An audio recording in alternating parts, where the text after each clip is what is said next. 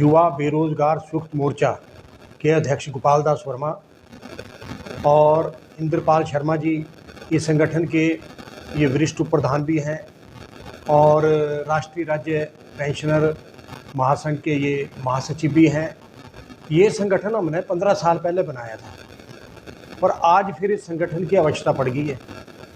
इस प्रदेश में हमारे इस संगठन में 200 के करीब कर्मचारी नेता हैं और एक ही संगठन है प्रदेश के अंदर ही जो सबके बारे में लड़ाई लड़ता है आया है। और आज ऐसा हो गया कि वर्तमान जो सुक्खू सरकार है वो मतलब जो है कर्मचारियों के साथ अन्याय कर रही है, कर्मचारी विरोधी फैसले ले रही है और जो है क्या नाम कर्मचारियों को एक पैसे का भी लाभ नहीं दे रही है। तो हमने ये फैसला किया, सरकार को अल्टीमेटम दे दिया चीफ सेक्रेटरी को लिख करके कल कि 15 अगस्त से पहले हमारी जितनी भी पेंडिंग डिमांड है उसको आप लागू करें और चाहे एरियर है, चाहे 12% दिए है, चाहे पंजाब पे स्केलों का जो एरियर है और जो भी है यानी रिवर्समेंट का पैसा है और जो 2016 से 2022 तक जो पेंशनों को देना है वो सारे उसमें चाहे वो कोई भी मतलब उसमें भत्ते हैं जो भी हैं। तो इसलिए सरकार को अल्टीमेटम दिया गया, अगर 15 अगस्त तक जो है ये मांगे लागू नहीं होंगी तो 16 अगस्त को जो है प्रदेश के भीतर संघर्ष का ऐलान कर दिया जाएगा। और कोई रास्ता रहा नहीं अब, क्योंकि सुखविंदर सुक्खू तो सुनते हैं नहीं है। इन 18 महीनों में भी प्रदेश के जो दर्जनों संगठन है किसी को वार्ता के लिए नहीं बुलाया। अराजपत्रित कर्मचारी महासंघ में तो अब कई धड़े बन गए हैं तो उनको तो किसको बुलाएगा। ये वही हाल पेंशनों का भी है, उसमें भी कई धड़े बन गए हैं। तो मतलब ये है सुखविंदर सुक्खू जी कुछ अक्ल की दवा खाओ, आप कुछ सोचो इस प्रदेश के कर्मचारी और पेंशनों के बारे में।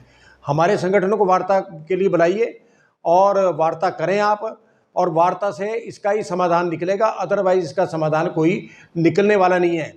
प्रदेश के जो कर्मचारी हैं, पेंशनर हैं, युवा बेरोजगार है, वो लोग कह रहे हैं, मुझे हजारों फ़ोन लोग रोज आते हैं, रोज डेली। वो कहते हैं भाई इनको सड़कों पे उतरो, संघर्ष करो और इस सरकार को लंबा पाओ। और ये हिमाचल प्रदेश के कर्मचारियों का इतिहास है। हमने 70 का संघर्ष लड़ा, 80 का लड़ा, 90 का लड़ा। हमारे को संघर्ष कोई मतलब ये नहीं कि हमारे को सीखना पड़ेगा। संघर्ष कई प्रकार के होते हैं, जरूरी नहीं कि सड़कों पे उतरना है या हड़ताल ही करनी है। तो इसलिए ऐसा है कि आपको मैं ये कह रहा हूँ, बार बार मैंने आपको ये कहा है कि कर्मचारियों की जो देनदारियाँ हैं उनको तुरंत आप लागू करें। आप खुद तो ऐश कर रहे हैं, आप सरकार का जो पैसा है वो मिसयूज कर रहे हैं आप हैं।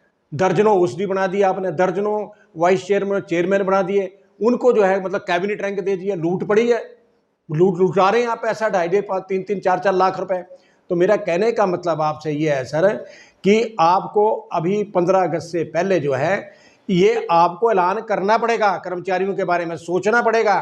अगर आप नहीं सोचेंगे तो आप तो ये कह रहे हैं कि हम तो 440 पहुंच गए, 40 पहुंच गए, 40 पहुंच गए, पर 4 पर भी हम ही ले आएंगे आपको।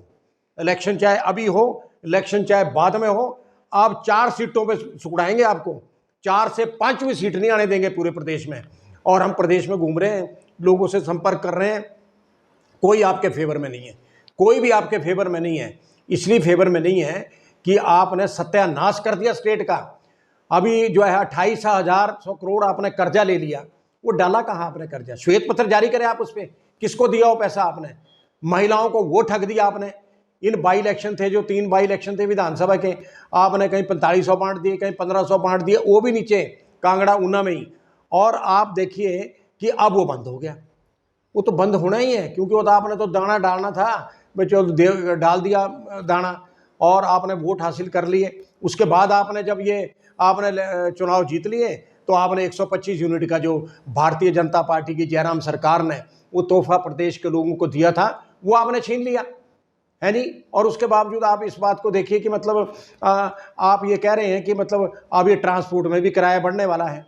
इसके अलावा जो है जो कर्मचारियों को जो 50% जो है पेंशन मिलती है वो आप 30% करने वाले, वही फाइल पुटअप हो गई है। तो ये जो आप कर रहे हैं ना, ये कुछ ठीक नहीं कर रहे हैं और ये आपके लिए सेहत के लिए अच्छा नहीं रहेगा। आपने तो अपनी बीबी को एमएलए बना दिया, उसको भी पेंशन, आपको भी पेंशन। लूट मची है, लूटो जब तक लूट सकते हो, परंतु इस प्रकार की स्थिति नहीं चलने दी जाएगी। अब प्रदेश उच्च न्यायालय ने, हाई कोर्ट ने आदेश किए सरकार को कि जो पेंशनों का जो बकाया है वो 6% के हिसाब से दे इनको। आप तो हाई कोर्ट के आदेश को नहीं मान रहे, तो किसके आदेश को मानेंगे आप? मुझे इस बात को बताइए, आप ये बताना होगा आपको। और अभी 6 CPS का फैसला भी आने वाला है। शांति रखिए, वो भी मुझे लगता है भगवान करेगा आपके खिलाफ ही जाएगा, क्योंकि आपके सारे जो फैसले हैं वो सारे गलत होने जा रहे हैं। और हमारे अंदर जब तक जान है, हम प्रदेश के कर्मचारियों के लिए, पेंशनों के लिए लड़ेंगे और जीतेंगे। इसमें दो राय कोई नहीं है, मैं जो आपसे कह रहा हूँ। और बड़ा तजर्बा है मुझे बड़ा भारी तजर्बा है, आपसे भी ज़्यादा तजर्बा है। आप तो मेरे सामने बच्चे थे। और बात यह है कि अब ये जो है हेरा फेरी नहीं चलने दी जाएगी, बिल्कुल नहीं चलने दी जाएगी, चाहे जो मर्जी होगा। हमारे को भूख हड़ताल पे बैठना पड़ेगा, हम बैठेंगे भूख हड़ताल पे, और कर्मचारियों को, जो प्रदेश के पेंशन हैं, इनको न्याय दिलाएंगे। आप ये बार बार कहते हैं कि पूर्व मुख्यमंत्री जयराम ठाकुर ने कुछ नहीं किया प्रदेश के लिए।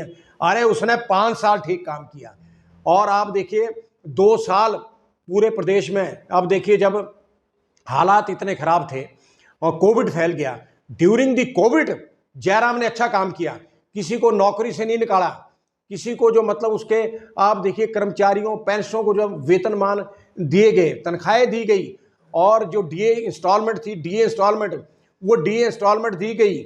और आप इस बात को देखो कि 2016 से जो पंजाब पे स्केल लागू किया, उसका भी उसने 50,000 कर्मचारी और पेंशनों को एरियर दिया।